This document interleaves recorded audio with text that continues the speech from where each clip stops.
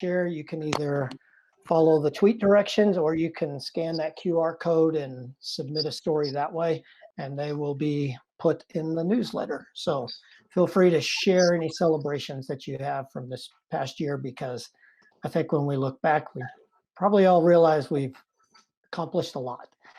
So any questions on that before we get started? Morning, Melissa. All right, so like I said, this is engagement and SEL strategies.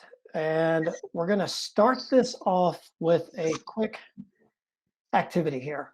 And so I have put 4 statements on the slide. And one of them, 3 of these are true. One of them is a lie.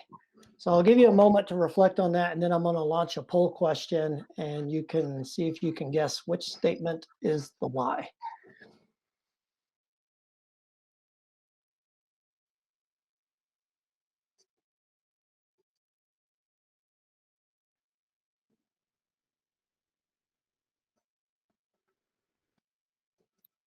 All right, so I just launched the poll. So if you go to that top right-hand corner and pull up the poll question.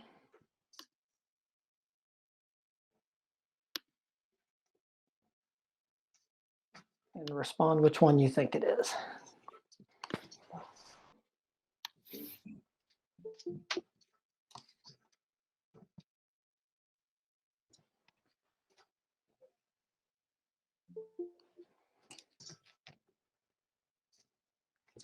So those who just joined us, we're doing a quick activity here at the beginning where I've got 4 statements up here from my own life, and everyone's trying to guess which one the lie is. We have 7 votes in so far, so we'll give it 8 votes. So we'll give it another 30 seconds to a minute.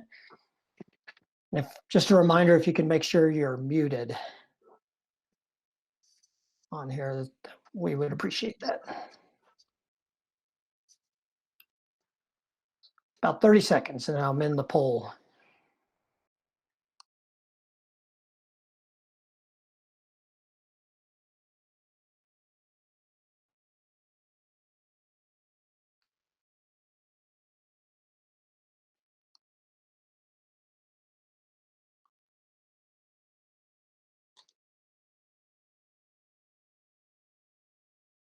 Okay. So just for time purposes, I'm going to go ahead and end the poll. And if you can see the result. So 6 people voted for D, and that is the lie in the story. I will tell you, D was partially true. So I did get dehydrated once at the bottom of the Grand Canyon in August, and with a touch of food poisoning, and it was my 4th time down there. And I did think I was going to need to be rescued, but I was able to make it out the next day somehow. I barely made it to the hotel room after that. So that one was partially true. Yes, I did accidentally start a fire at church with charcoal, the little charcoal briquettes that go in the incense for like an Easter Sunday Mass. That's what I was guilty of. I still have the elbow scar from my 2 days where I broke my arm playing basketball, and went 2 days without seeing a doctor until I accidentally leaned back in my chair at school on Monday and yelled out in front of the whole class, and was in surgery shortly after. And A kind of proves that, yes, I did have a temper as a kid. I manage it now and control it, but I did wreak some havoc at home. So that was our little activity to get started. And now we'll continue with the rest. So today we're going to do 4 main things. We're going to take a quick look at self-determination theory. We went a little bit more in depth with this back at the last summit. And in combination with that, we'll look at the SEL skills. We're going to present 3 strategies today, and that kind of combine the self-determination theory and SEL, and then we're going to have some activity and discussion time. So that's our agenda for today. All right. So we're going to start with a recap of the self-determination theory. This presentation is a part two to the first one that we did. So if you were able to come to our first one at the last summit, this is just a recap. If you weren't, this is a basic introduction for you. Essentially, the self-determination theory states that all humans have essentially three basic psychological needs. They need space for competence, the need to have and demonstrate competence or the ability to do something well, the need for freedom, choice, and agency through autonomy, and then the need for relationships. And it's these three needs that combine drive human motivation within any given context. So, in the world or in our real lives right now, self determination has been applied specifically to things like video games and social media. So, all of the components are present in video games as far as the autonomy, competence, and then it provides that relational aspect. Social media does the same thing. So, our students are very involved in social media and video games because self-determination theory, or it kind of explains why they're so involved in it. Sports, social relationships, and then even workplace motivation also fuels those same needs, um, which is why the more competence that people can display, the better relationships and um, the opportunity for autonomy improve intrinsic motivation in students and adults alike.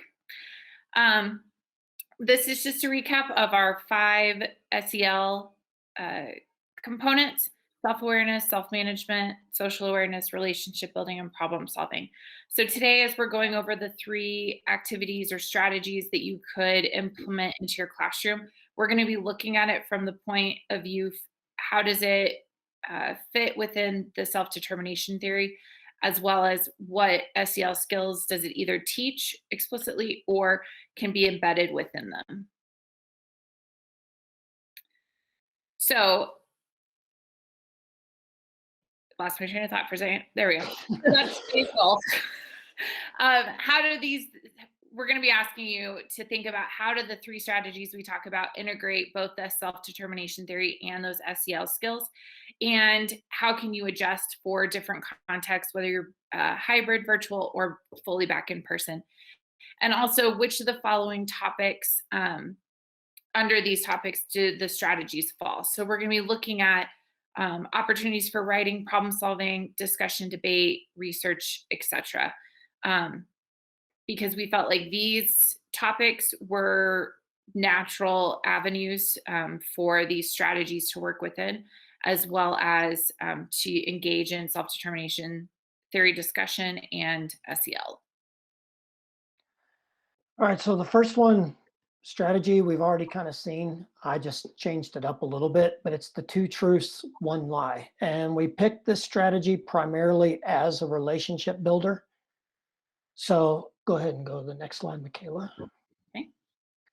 So on that, the questions that I took the poll on, this was something that I used every year with my 8th graders. And it was on the first day of school. And right away, they got to learn something about me. And then they wanted more. Like they would make me go and tell the full story of how I burnt down the church, or almost burnt down the church.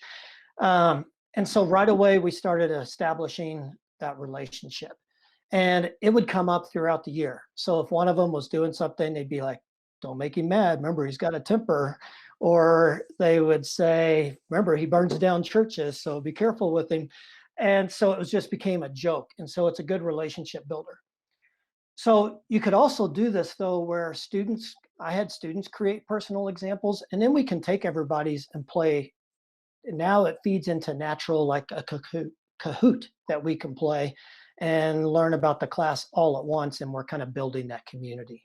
So that's a little expanded piece of it. There's a lot of variations we can do of the 2 truths, 1 lie. I mean, you can flip it: 2 lies, 1 truth, 3 facts, 1 opinion. So don't feel constrained by it has to be 2 truths, 1 lie. The basic idea, though, is they're having some creation of this 2 or 3, and you can adapt it for your classroom needs. How could we use this as an SEL activity? Well, I think when we go back to the SEL skills chart, you'll see there's lots of ways we could do this. One example is one of the SEL skills is recognizing strengths. So we could have students identify 3 strengths of theirs and focus on the strengths in one area of improvement. So it could easily be made into SEL. We could build this towards more rigor. And so here's the thing I encourage is for your content, once you start getting the mindset of this 2 truths, 1 lie, all of a sudden it can take off beyond relationship building. So you could look for supporting pieces of evidence and one that doesn't support it.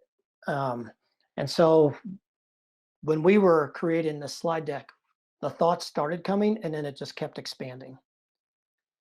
And then finally, how can you build this as a routine to make it a consistent strategy? Like, is this a once a unit thing that you can do? That's something to consider. So here's some examples for different contents. And sorry, we don't have more on the electives. We're primarily maths, social studies, and language arts here. So for example, in math, you could give the students a problem and they could either do this as a group or on their own, and they could come up with one correct solution, but then maybe work it a couple ways students might make mistakes. And we're taking that same concept, but just taking it to a higher level. If we want to focus more on autonomy, even though this isn't really 2 truths, 1 lie, it could be you have 3 assignments, pick 2, don't choose 1. That same concept can start to expand in many other areas. In science, lab observations. So maybe there was something they thought they were going to see and didn't see. That could be their non-observation. And then what they actually did see could be their observations. So this is expanded into content. Okay, next one. So with this strategy, then at the end, we can ask ourselves, how did self-determination and SEL skills apply? So you saw how the relationship building, I explicitly used this strategy for relationship building to build that community. So in terms of self-determination theory, this is a pretty easy skill to build competence around, especially if you start off something like relationship building and then expand. Autonomy, students had that freedom of choice, like if they have the 3 assignments and they choose 2, or even within what they're selecting, they're having more choice on what they select instead of answering a multiple choice. And you can build this within teams. Like we could take all of our comments and then build a Kahoot around it and play it together so we can build some teamwork aspects into it. But if you look at that SEL list, there's so many different ways we could expand this. 3-way, like stress management, 2 to 3 ways you manage stress, and 1 way that hasn't been an effective stress manager for you. Like I said, recognizing strengths. We could talk about empathy in that or identifying problems. So we could expand it to many areas of SEL skills. The next one is an iSearch paper, and this is an AVID strategy. And so this one, when we'll provide some of the resources to help go with this, but this one focuses on the research process. I'm not sure if anyone's used it who's been here, but I like this because it's not your typical research paper. You do find some information, but it also focuses on that process of research. You can use this for a variety of contents and topics. I was a social studies teacher, so that's going to be the main example I'll use today.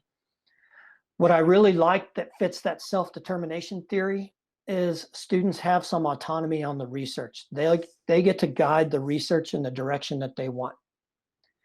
And although it's listed in AVID as a paper, like a research paper, the finished product, you could give a variety of forms. You could build some teamwork aspects into it, and I'll mention that as we go. There are some scaffolding ideas that you might want to do before going straight into an iSearch paper, and those are listed off to the right there. So there's 4 steps to an iSearch paper. You have the typical opening.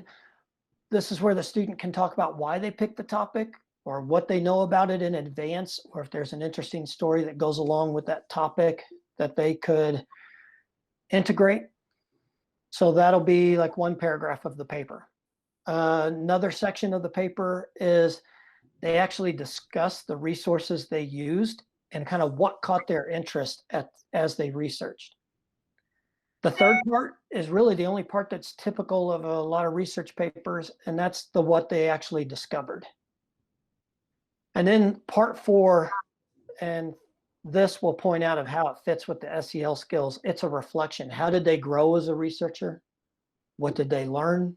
What would they do differently if they had to go back to the beginning of this? So you can see 2 of those sections actually focus on process. So here's an example that I used in my history class. And so I taught 8th grade history. And during the Revolutionary War, I would give this topic. It was after we kind of studied the main part of the war, and this was kind of a deeper dive. So I gave them 4 choices of topic. And this is where they start to get some autonomy because they could choose according to their interest. They write an original question. So let's say they pick spying during the war. Their original question is pretty broad. What was spying like during the Revolutionary War? Then I gave them a day to take notes on that and just start seeing what they found out about spying in the Revolutionary War. And so they did that. And at the end of that first day, I was like, did something in particular catch your interest, a particular person? And so some of them had noticed this Culper spy ring. And so now they write a follow-up question. What was the Culper spy ring? And their second day of research is now in the direction that they're choosing. And so they get to guide it. And at the end, it was refreshing for me because as the grader, they were taking these in all sorts of directions, and I couldn't research everything, but I could start to see some similarities, and I was learning stuff that I hadn't researched before. So they found some directions they could help the class in. So that's an example of how you could use that. So like I said, this was adapted from Avid Workbook. I've included kind of a research template that I used in class to kind of get them started on it, the directions for a paper, and just a basic rubric that I used when grading this, but it kept that focus on the research process. So again, at the end of the strategy, we look, how does self-determination? So this helps build competence because they get to focus on the research process and they get to reflect on how they're getting better with their research. The autonomy, they had choice of topic, and then they guided the research. The relationships, okay, it's not naturally built into the strategy, but I could easily take like any students who had chosen the spying category, I could put them in a group together and start to compile and let them present what they found and kind of share with each other. So I can build teamwork into that. And then under problem solving of SEL, we see that reflecting. We could see under social awareness, if we could set it up to where they see different perspectives and that appreciating diversity, like letting them choose the topic that fits them best. So those SEL skills can be applied also within that iSearch paper. All right. And our last strategy is actually a discussion protocol. And I'm sure some of you have typed in discussion protocols or you've come across several in your teaching careers, and there are many, many out there. So today we're going to look at the 4A's text protocol. And it is for analyzing and responding to text, but just like with Mark said, with the 2 truths and 1 lie, it can be expanded and adapted for your needs. But it provides a good structure and framework that's simple for students to follow along with and also to do in class for any length of time. So the objective of this protocol is just to, like I said, to provide a simple framework for students to make connections to text and or media and to discuss with peers. So I've placed the procedure up there and then we've linked some other things to it. So the original procedure is, a group reads a text, looks at a problem, watches a piece of media independently, and they write notes in answer to the following 4 questions. And the original protocol has 4 A's, but you can add your own A's, you can add extras, you can change it to the 4 E's, whatever fits. So the original is, what assumptions does the author creator hold? What do you agree with? What do you want to argue with? And what parts do you aspire to? And then in the first round, each person just identifies one assumption, cites their evidence from whatever media that they were reading or watching, and then it continues in rounds and facilitates a conversation. And at the end of the session, you end the session with an open discussion framed around a question such as, what does this mean for you moving forward or in our learning? So there's always an extension question at the end to follow that up. So this protocol connects to self-determination theory in that it provides students with a chance to focus on components that stand out to them. So it allows them that freedom to really pick out the things that are ahas for them, whether it's in text or in media. And if you wanted to add extra discussion A's and then provide a choice, that also allows students some autonomy. So maybe you added in 2 extra A's and you allowed the students to pick the 4 that best worked for them. Competence, this provides students with low risk opportunity to share their thinking based on evidence. So it's a very loose framework in that there's a lot of choice and a lot of flexibility, and with some buildup and some scaffolding for particular students in your class, this is kind of a low risk way for students to get out their thoughts. And like I said, it can be easily scaffolded for language learners, students needing extra processing time, and students who are more reluctant to speak out in less structured activities. So, and finally, relational. This provides students with multiple opportunities to practice active listening, consider a variety of perspectives, and then learn how to respectfully disagree with their peers. So they're learning those relationship skills. And it can lead to extension activities or discussions that continue to allow students to build upon those classroom relationships. So, and as I mentioned on the first slide, this is a really good protocol because it is easy to modify.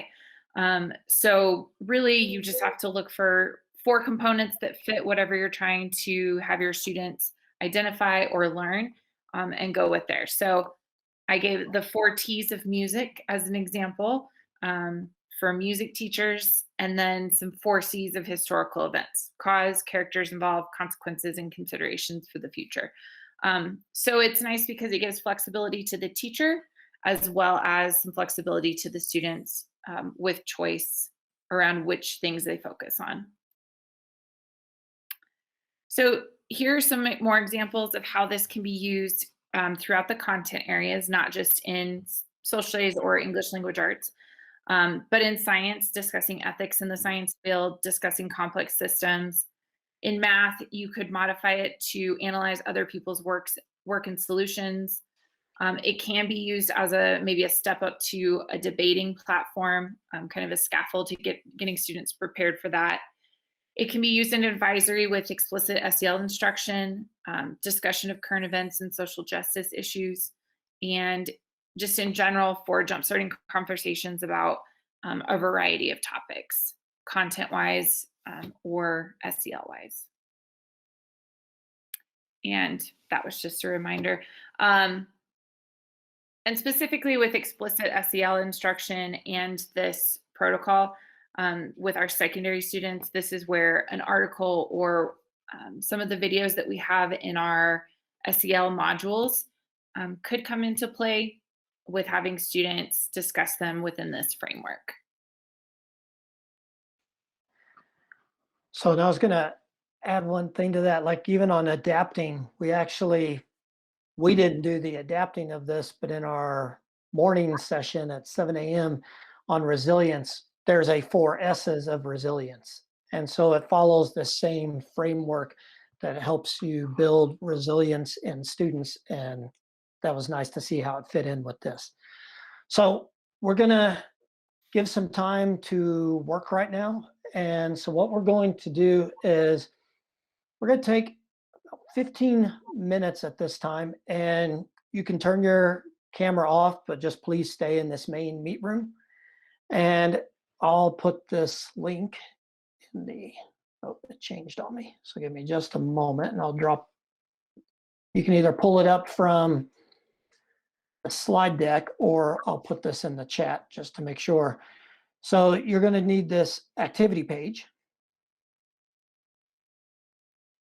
And we have something built around the 3 strategies. So one option is to look at the 2 truths, 1 lie. One option is the iSearch paper, or one option is the 4 A's.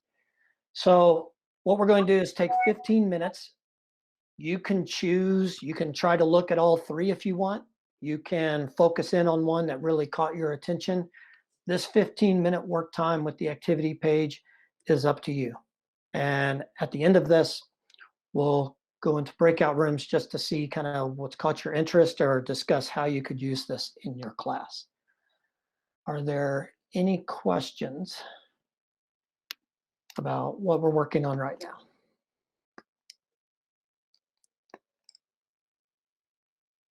Okay, so feel free to turn the cameras off if you prefer working that way. And it's 9:59 here, so right around 10:14, 10:15, we'll kind of get everybody's attention and move on to the last piece. And if you need to take a quick break, take care of that as well. Whatever you need to do.